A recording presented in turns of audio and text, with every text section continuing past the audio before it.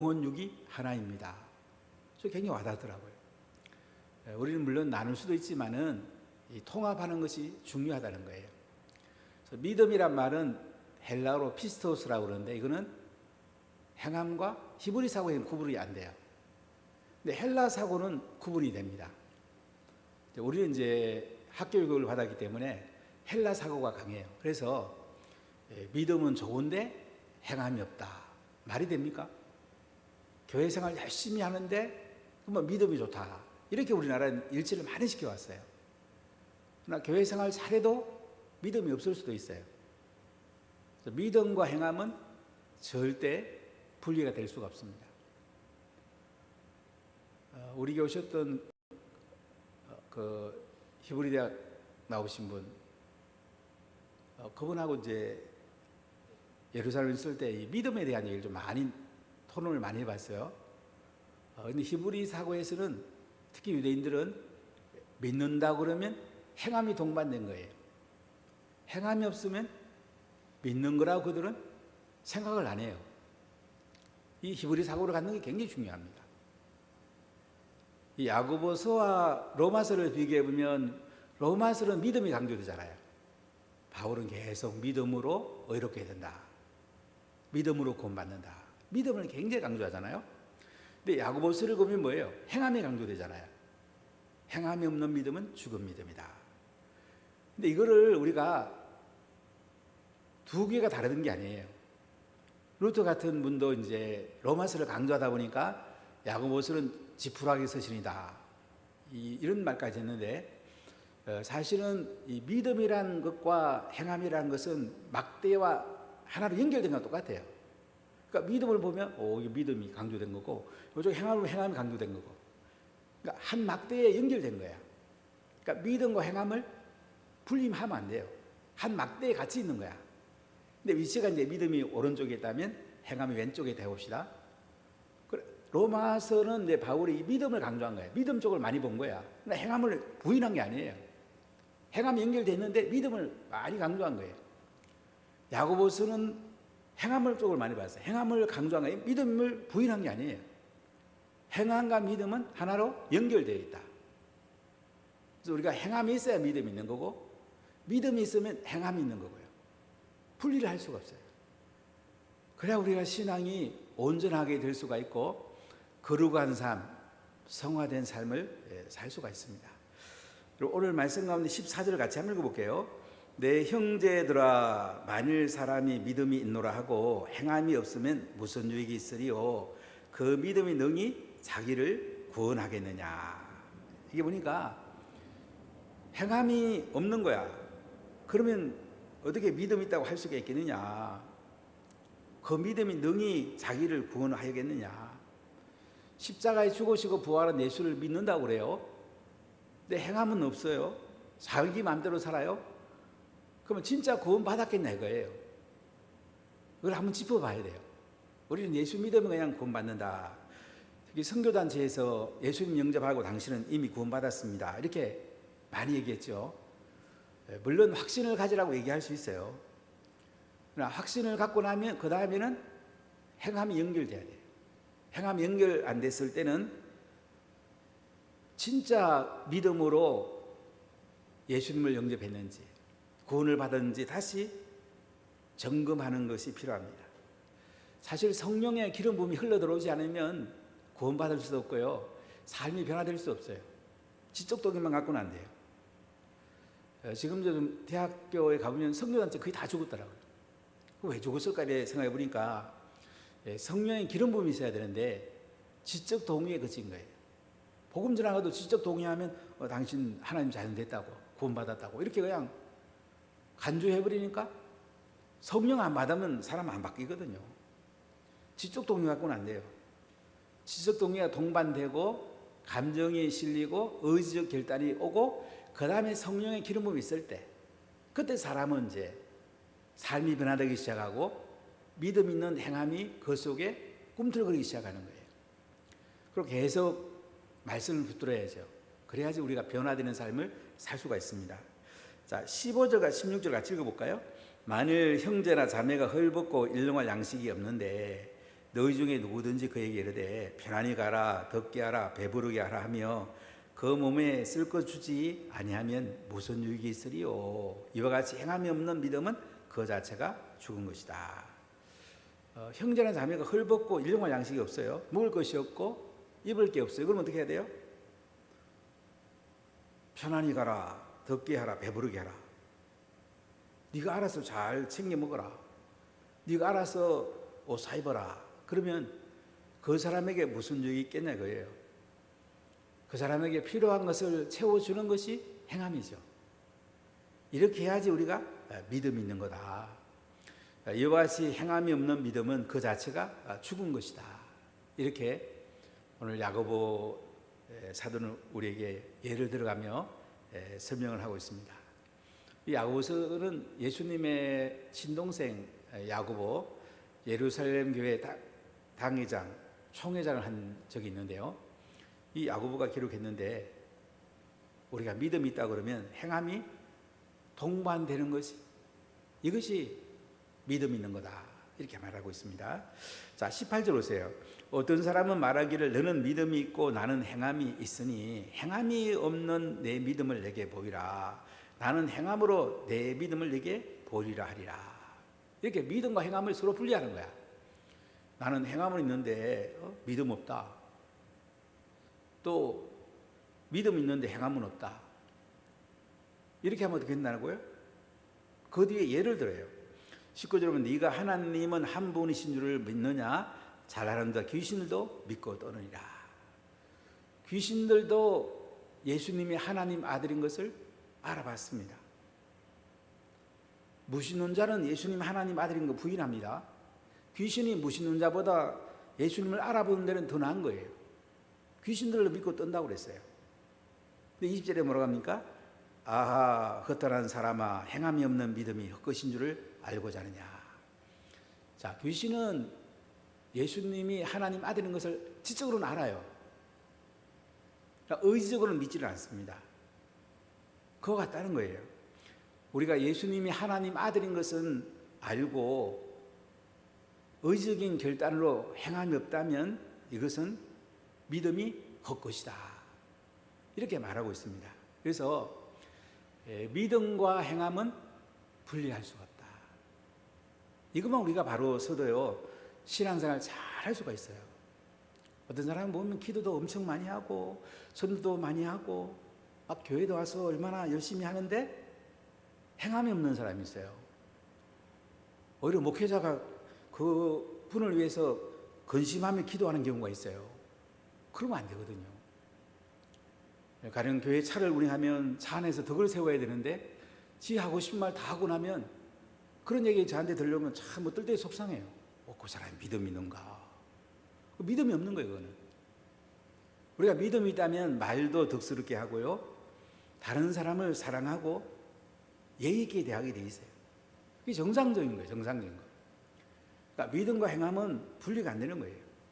오늘 아브라함과 이제 라합의 예를 들면서 설명을 합니다. 자, 21절 같이 읽어볼까요? 우리 조상 아브라함이 그 아들 이삭을 제단에 바칠 때에 행함으로 의롭다 하심을 받은 것이 아니냐. 네가 보거니와 믿음이 그의 행함과 함께 일하고 행함으로 믿음이 온전하게 되었느니라. 자, 우리는 아브라함이 믿음으로 의롭게 되었다. 이렇게 창세기 나옵니다. 또한 아브라함이 어떻게 해요? 믿음으로 의롭게 된 것은 행함이 동반인데요. 하나님이 아브라함에게 이삭을 모리아 산에서 제물로 바치라고 합니다. 아니 100세에 낳은 아들을 하나님 앞에 바치라고 그래요. 번제물을 바치라고 그래요. 이해가 되겠습니까? 하나님 주실 때는 언제고 이 아들을 통해 갖고 천하 만민이 복을 받는다고 그러는구는 이게 뭐 하는 겁니까? 이해가 안 될 수가 있잖아요. 아마 사라한테 이해가 있더라면 모리산에 못 가게 했을 거예요. 3일 길을 걸어갑니다. 가면서 이삭과 대화하면서 이 아들을 하나님께 이제 잡아서 바칠 건데 기가 막히는 사연이잖아요.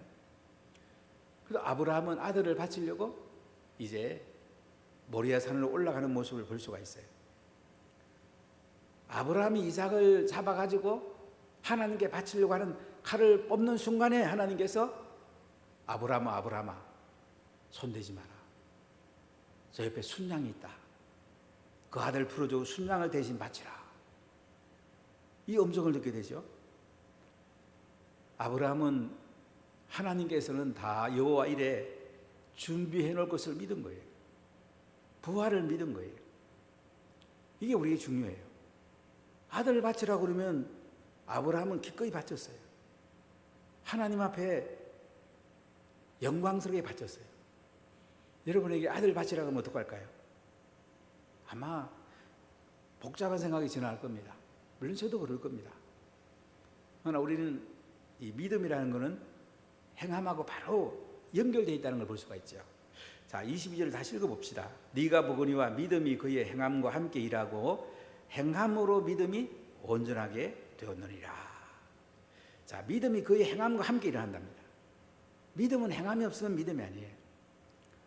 계속 성령이 오셔서 우리 삶을 바꿔가고 사랑하고 자녀를 말씀으로 키우고 복음을 전하고 제자를 삼고 사업이나 일터에 덕을 세우고 내가 만나는 사람들의 예의를 갖추고 이렇게 믿음과 행함이 함께 일한다고 그러잖아요. 그러니까 믿음과 행함은 분리될 수가 없어요. 믿음이 있으면 행함이 있는 거야. 물론 이제 믿음이 오른쪽에 있다면 행함이 왼쪽에 있다고 합시다. 하나로 연결되어 있어요. 한쪽을 강조할 수는 있지만은 전체를 보면 연결되어 있단 말이지. 믿음이 그의 행함과 함께 일하고 행함으로 믿음이 온전하게 되느니라. 행함으로 믿음이 온전하게 되었단 말이에요. 그러니까 행함이 없는 믿음은 헛된 믿음이라는 거죠. 믿음이 아니라는 거죠.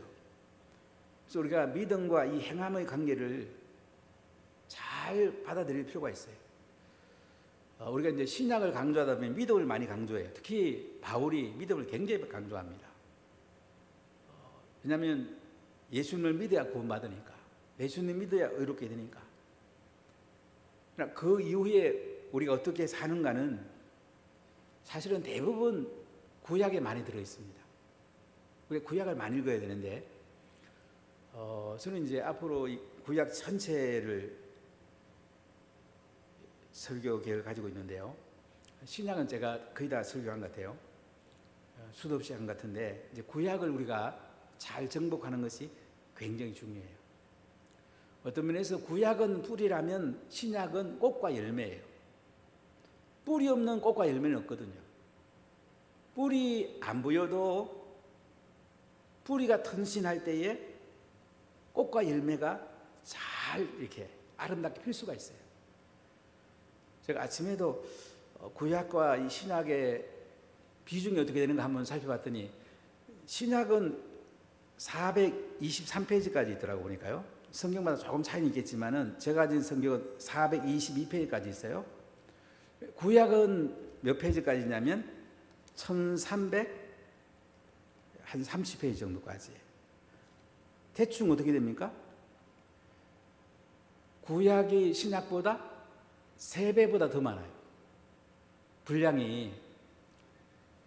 우리 이제 구약을 조금 어려워하고 잘 안 읽기 싫고 또 이해가 안 되는 것도 많고, 그래서 이제 이 구약을 그냥 덮어두고 신약 중심으로 신앙생활하기 쉬운데, 구약은 뿌리입니다. 이 뿌리를 잘 키워야지 아름다운 꽃이 필 수가 있어요. 이 행함과 믿음의 이 관계가 구약과 신약의 이 관계로 잘 푸는 것이 우리에게 굉장히 중요합니다.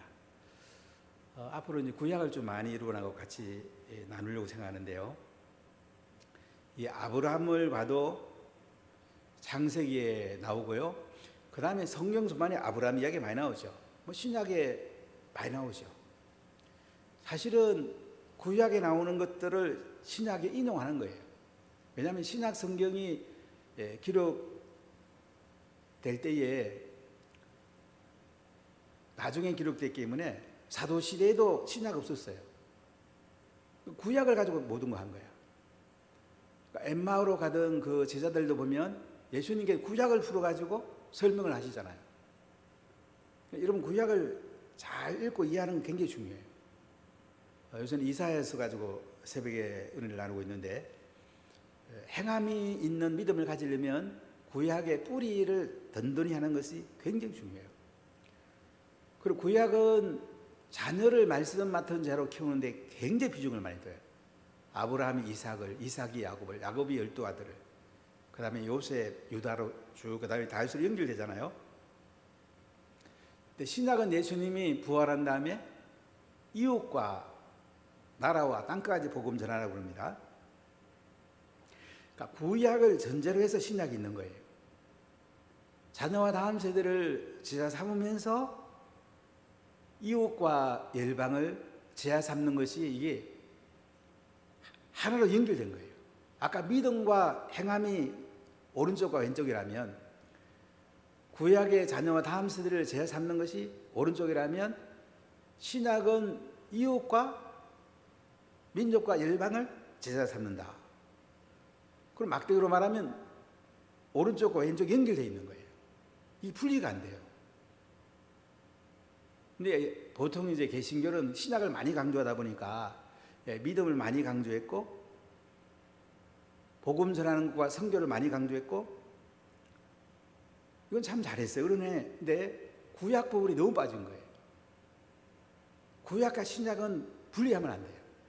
뿌리와 꽃이, 분리되면 꽃이 필 수가 없죠. 그렇기 때문에 우리가 이 아브라함을 봐도 20일 다시 한번 보세요. 네가 보거니와 믿음이 그의 행함과 함께 일하고 행함으로 믿음이 온전하게 되었느니라. 아멘. 자, 23절 보세요. 이에 성령에 이른바 아브라함이 하나님을 믿으니 이것을 의로 여기셨다는 말씀이 이루어졌고, 그는 하나님의 벗이라 칭함을 받았나니. 자, 여기 보니까 아브라함이 하나님 믿음에 의로 여긴 바라는 말씀이요, 그 아들 이삭을 하나님께 드림으로 이루어졌다는 거예요.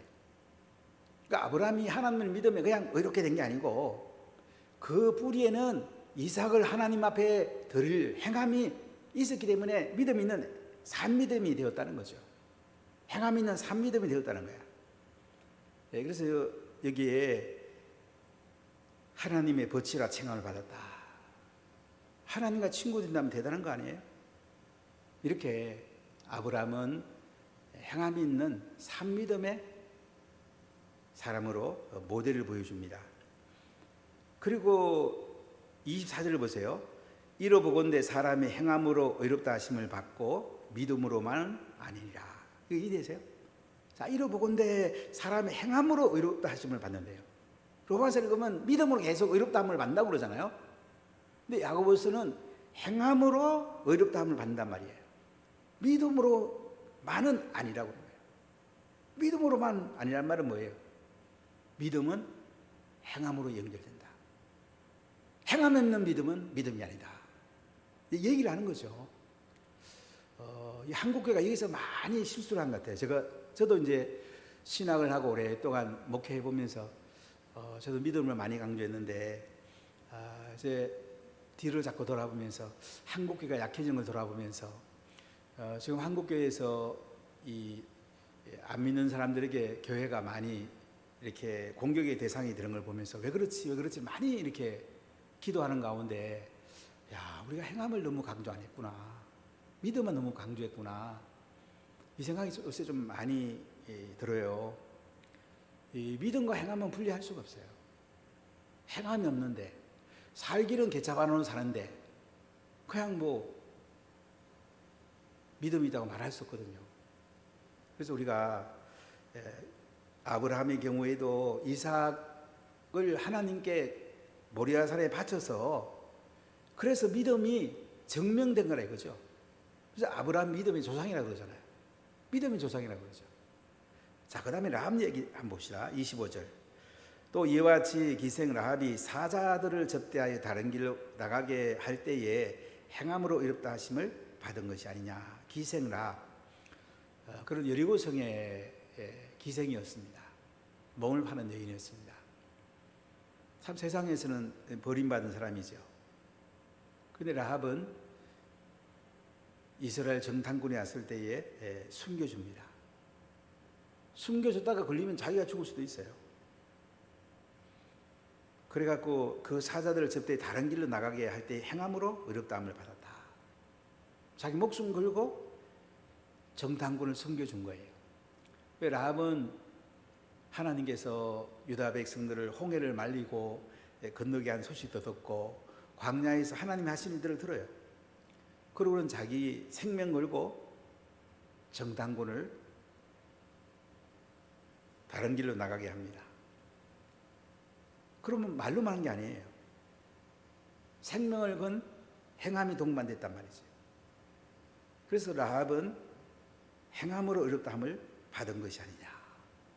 이 로마서로 보면 상당히 이렇게 앞뒤가 안 맞는 것처럼 보이기도 하잖아요. 그죠? 로마서는 계속 읽어보세요. 믿음으로 의롭다함을 얻는다. 이게 로마서에 가장 강조하는 거잖아요. 근데 야고보서는 행함으로 의롭다함을 얻는다는 거야. 이거 상호 이율 배반적인 거 아니야? 이렇게 생각할 수 있잖아요. 근데 여기 이제 제가 설명한 대로 오른쪽이 믿음이라면 왼쪽이 행함이라면 한 막대로 연결된 거예요. 연결. 그러니까 믿음을 강조한 것이 바울이고 행함을 강조한 게 야고보예요. 둘 다 맞아요. 둘이 연결되어 있는 거예요.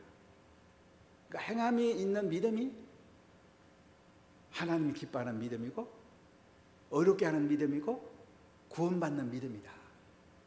이 얘기를 지금 하고 있는 거예요. 자, 결론 볼까요? 26절. 영혼 없는 몸이 죽은 것 같이 행함이 없는 믿음은 죽은 것이니라. 영혼 없는 몸이 죽었다 이거야. 몸만 있어요. 영혼이 없어요. 그러면 돼요? 죽은 거죠. 영혼이 떠나면 사람 죽은 거잖아요.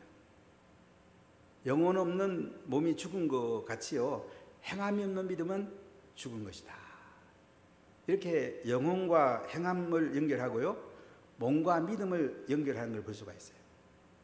결론을 야고보가 이제 내면서 영혼 없는 몸이 죽은 것 같이 행함이 없는 믿음은 죽은 것이다.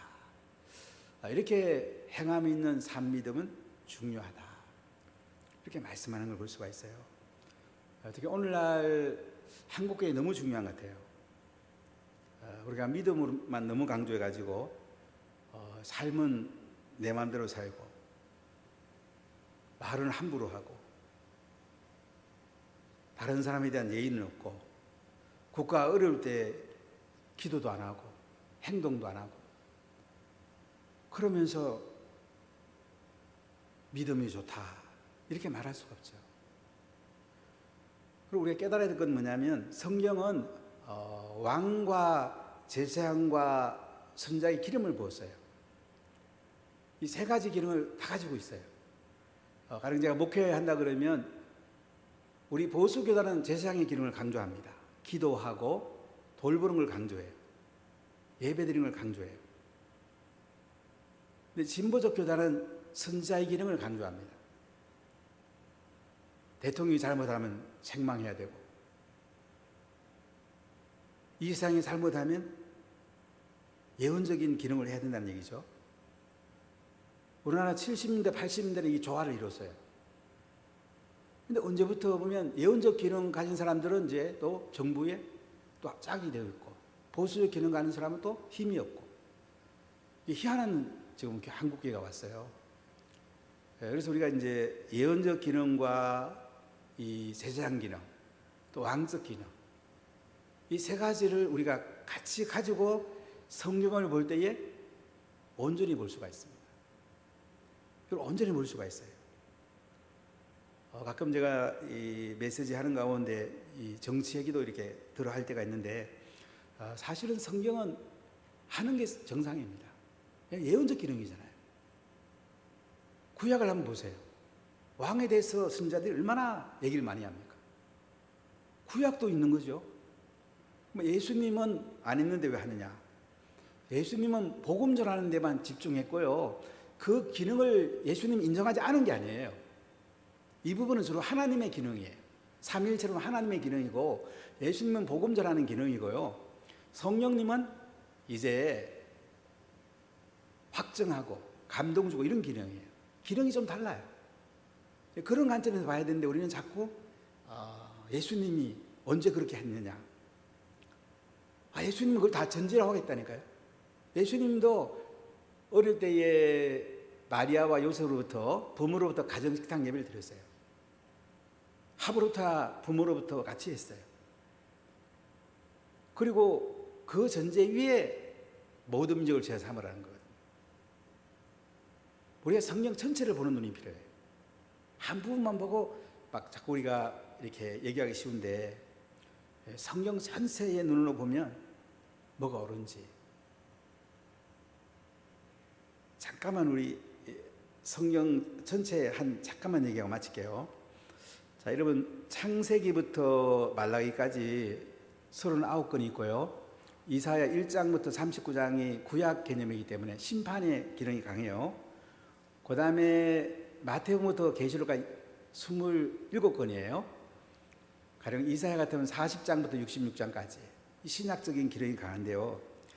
여러분 창세기부터 이제 출애굽기, 레위기, 신명기, 민수기를 모세오경이라 그러잖아요. 이게요. 어떤 율법서라고 볼 수 있죠. 이것이 구약의 핵심 성경입니다. 이 모세오경을 중심으로 그 다음에 이제 여호수아서부터 에스더까지를 역사서라고 그러죠. 모세오경의 그 내용이 하나님의 역사를 통해서 어떻게 구현이 되었는가. 특히 이제 열왕기 상하나 이런 거 보면 그 왕들 이야기 많이 나오죠. 여호수아서 같으면 뭐 가나안 땅 정복하고 땅 나눠주는 거. 그 다음에 사사기. 그 다음에 룻기는 뭐 사사시대였고요. 그 다음에 사무엘 상하. 사무엘하고 다른 이야기가 많이 나오죠. 열왕기 상하. 왕들 이야기. 역대 상하는 이제 유대 백성들이 바빌론 포로에 잡혀갔다가 돌아와서 그들의 정체성을 찾으면서 역대 상하가 기록이 돼요. 그 다음에 이제 바빌론 포로기에 에스라라든지 느헤미야, 그 다음에 에스더, 이런 역사서들이 쭉 연결되는 것은 모세오경이 역사적으로 어떻게 구현이 됐는가, 그 얘기를 담고 있는 거예요.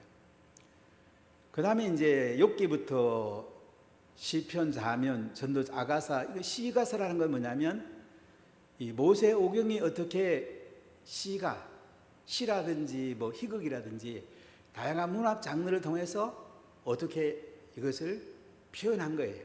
시가서라고 그래요. 그 다음에 이사야부터 말라기까지는 대선지서, 소선지서 이렇게 말하는데 이거는 모세오경을 기준으로 해서 선지자들이 왔을 때 그렇게 살았는지 못 살았는지, 그렇게 못 살면 심판이 오고 회개하고 회복해야 된다. 심판과 회복의 두 가지 축이 예언서의 중심축이거든요. 이렇게 이제 구약을 네 등분을 나눠본다면 신약도 같이 나눌 수 있어요. 마태, 마가, 누가, 요한, 복음서예요. 복음서. 이게 핵심 신약의 메시지예요. 이것이 이제 교회를 통하여 이루어진 것이 사도행전, 역사서라고 볼 수 있어요. 그 다음에 로마서부터 이제 서신들이죠. 고린도 전후서라든지 갈라디아서라든지 쭉 옥중 서신이라든지 그 다음에 뭐 공동 서신들, 그 다음에 요한 서신 1, 2, 3서.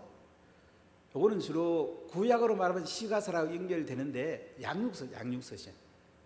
바울이 구약의 내용을 또 다른 그 사도들이 구약의 내용을 가지고 어떻게 우리가 살아야 될 건가, 어떻게 성화될 건가, 거기에 많은 초점을 맞추기도 하고, 로마서 같으면 칭의와 성화, 이걸 균형을 이루고 있는데요. 그래서 구약을 인용하면서 적용하면서 어떻게 구원받고 어떻게 살아야 될 건가, 여기 이제 서신이에요. 그 다음에 이제 요한계시록, 구약으로 말하면 예언서죠. 구약의 예언서는 메시아, 초림의 예수님이 오실 것을 초점 맞춥니다. 불의와 부정을 하나님이 심판하시고 이제 공정한 메시아가 오신다. 그분이 예수님이라는 게 이제 신약이잖아요. 유대인들은 이걸 인정하지 않죠. 그럼 계시록은 뭐냐? 이렇게 초림 예수님이 오셔서 사셨고 또 복음 전하셨고 또 지자들이 복음을 전했고, 그럼 예수님이 재림할 거다, 다시 올 거다, 이제 그 내용이잖아요. 그러니까 구약과 신약이 짝을 딱 맞죠. 그래서 구약과 신약을 같이 아울러서 우리가 믿음을 가지게 되고 행함을 가지게 되고, 그래서 산 믿음, 행함 있는 믿음, 이것이 분리가 안 되는 거예요.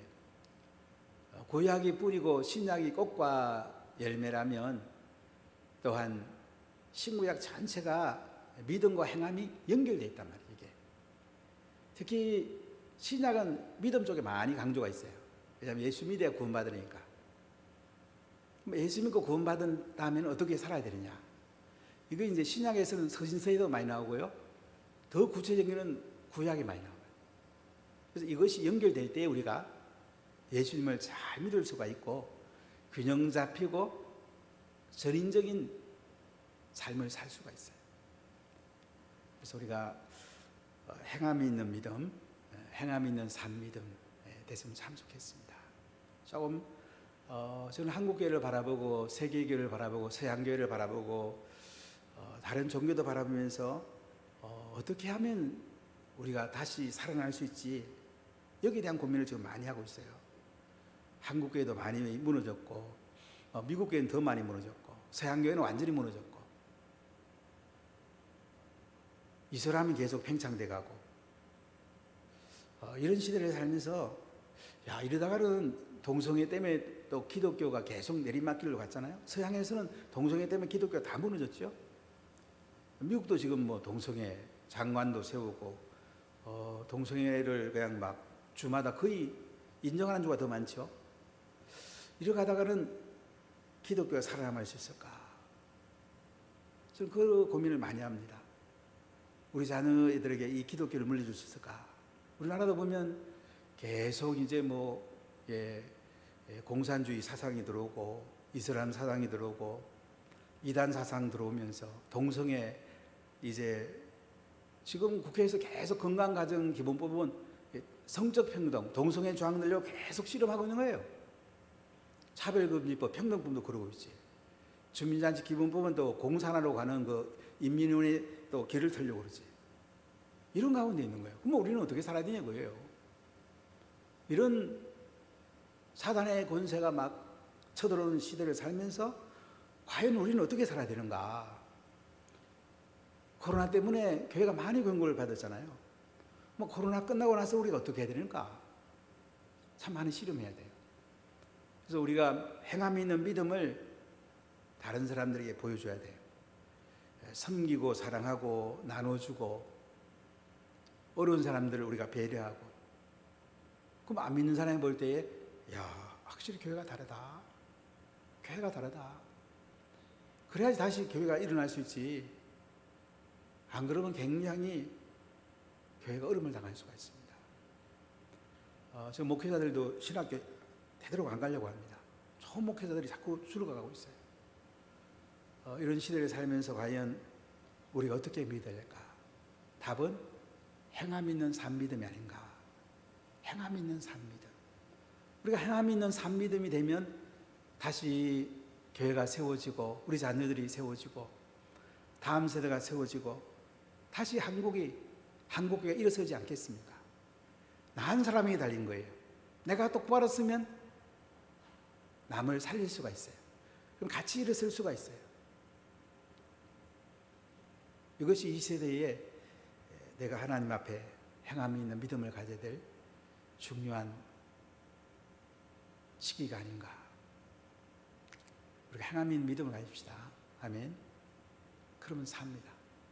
나도 살고 남도 살고 한국교회도 살고 대한민국도 살고 세계교회도 살릴 수가 있어요. 나 하나로부터 시작이 됩니다. 나 하나부터 한번 살아봅시다. 아멘. 기도합시다.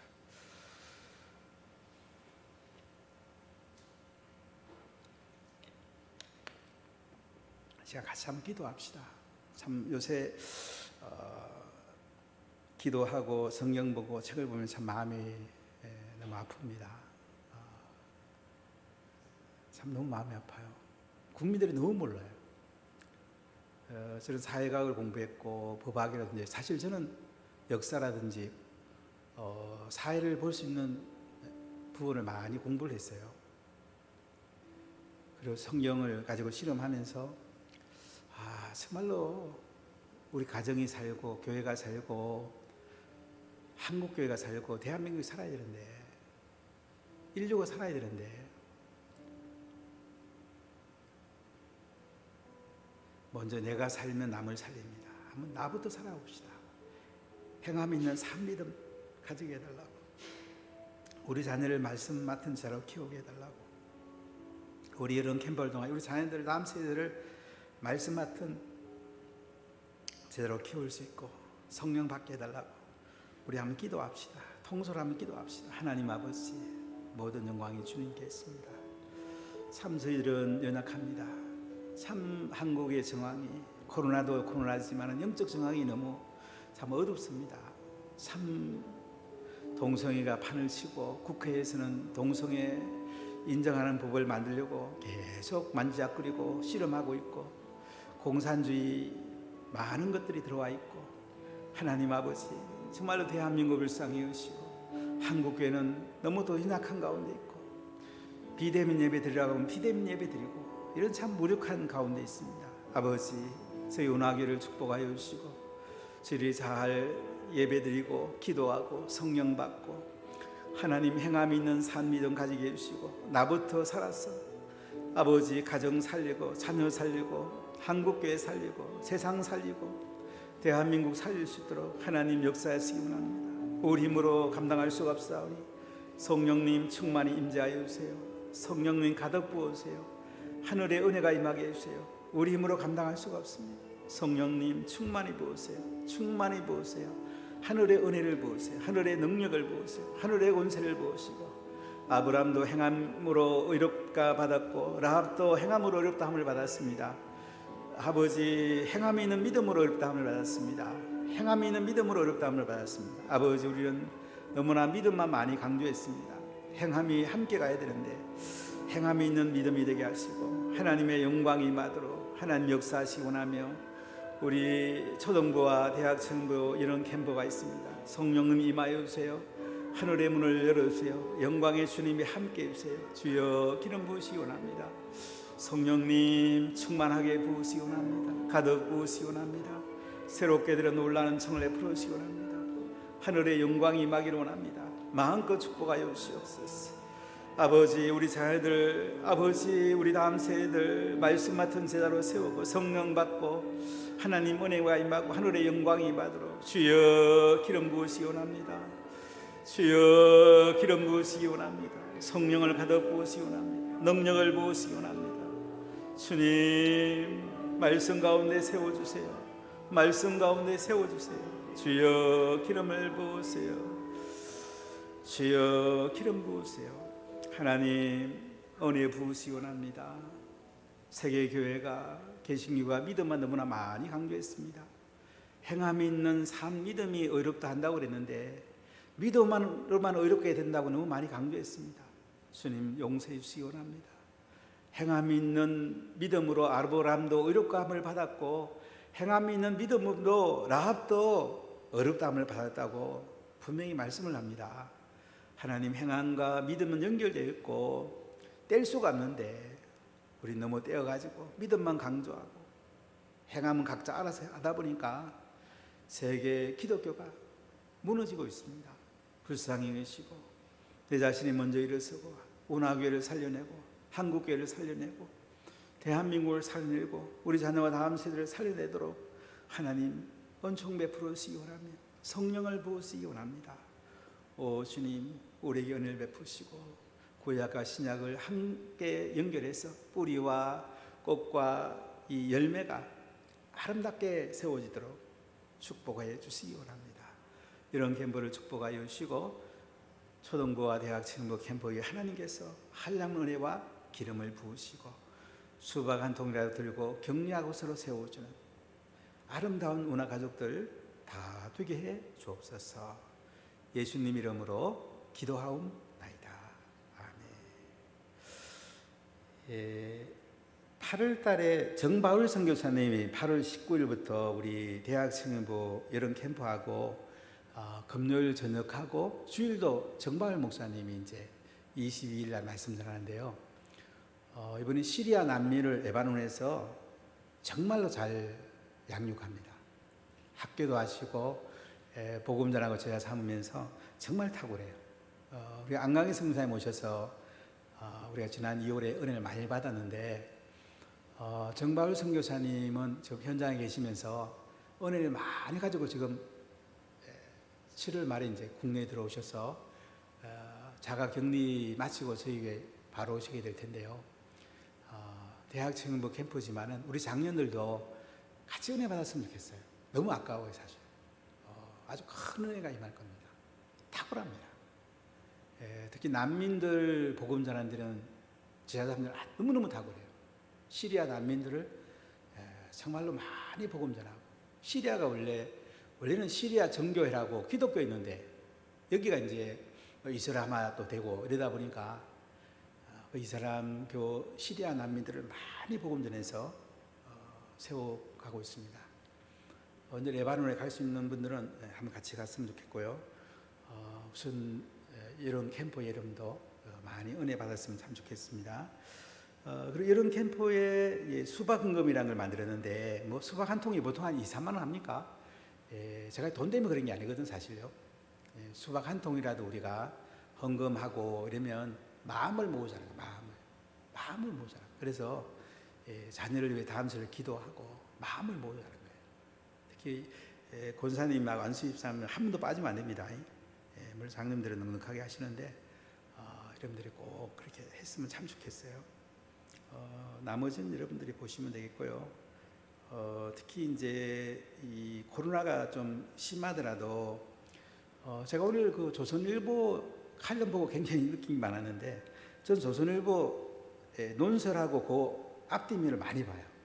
논설하고 옆에 연결된 거. 거기 보면 이제 세상 돌아가는 다양한 사람의 의견을 알 수 있잖아요. 그래서 그 한 분이 칼럼을 썼더라고요. 런던은 지금 1만 명이 넘는데도 그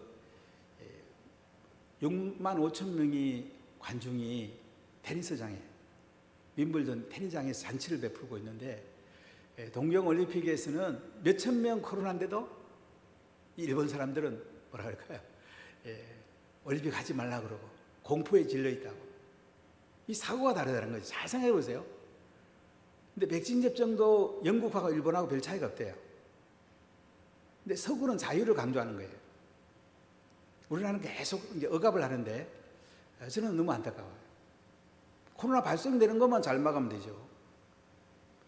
그래서 뭐 4단계 내는 예배도 드리지 말라. 이게 말이 됩니까? 백화점 다 열어놓고 지하철 다 다니고 뭐 이런 데도 코로나 더 많이 오지 뭐. 여러분이 교회 잠깐 와서 마스크 쓰고 예배드리는 무슨 코로나 와요? 정세균 전 총리도 뭐 그냥 코로나 뭐 40몇 프로 교회라 해놓고 나중에 그거 아니라고 자기가 시인했거든요, 사실. 지금 소송을 걸고 있어요, 사실은요. 정세균 전 총리한테 당시 그거 말한 거에 책임져라. 지금 예배 자유연대라는 데서 소송 제기해 있는데요. 어쨌든 간에 저에게는 계속 예배 드립니다. 그러니까 신나게 우리는 예배 드립니다. 예배를 안 드리면 안 돼요. 예배를 안 드리면 어떡해요? 직장도 다 나가고 사업도 예배를 안 드리는 거 없어요. 그 대신 방역은 철저히 하고 여러분들이 어디든지 교회를 청명직으로 만들어주세요. 절대 코로나 발생하면 안 되니까. 그래서 우리가 무더위에 코로나도 있고 있지만은 교회 와서 새벽에 기도하고 우리가 예배 자리에 계속 해나가는 것이 굉장히 중요해요. 제가 영국 한 2달 아일랜드랑 다니면서 야 기도 안 하니까 교회 망하는구나. 계속 그러고 있더라고요. 복음이 정확하지 않으니까 교회가 망하는구나.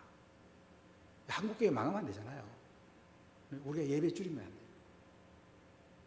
우리가 또 예배 드리고 기도하고 내 영이 살고 다른 사람 살리고 이게 얼마나 중요합니까? 그래야 자녀들이 삽니다. 그래야 대한민국 살 수가 있어요. 교회 때문에 대한민국 사는 거예요. 교회가 무너가면 대한민국 굉장히 위험합니다. 어쨌든 간에 우리가 기도하면서 한번 승리합시다. 아멘. 그리고 새벽에 기도 들은 분들은 우리가 두 주 하기 때문에 본인이 만일 시간이 안 되면 교회 사무실 얘기하세요. 그러면 다른 사람 하면 돼요. 무조건 아니겠죠.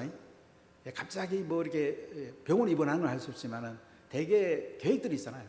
아닐 때는 사무실 얘기하면 저를 바꾸면 되니까 기도할 분이 많이 있으니까 그렇게 해주시면 고맙겠습니다. 자, 기도하고 마치겠습니다. 하나님 모든 영광이 주님께 있습니다. 우리 오나 가족들을 축복하시고 하나님 은혜가 풍족하게 하시고 행함 있는 삶 믿음으로 날마다 승리하고 자녀를 말씀으로 키우고 다음 세대를 잘 세우고 복음 전하고 제자 3대 존귀하게 쓰임받게 하여 주세요. 지금 우리 주 예수 그리스도의 은혜와 하나님의 크신 사랑과 성령의 통하심이 사랑하는 오나 가족과 한국교회와 대한민국과 선교지 위에 영원 무궁토록 항상 함께 있을지어다.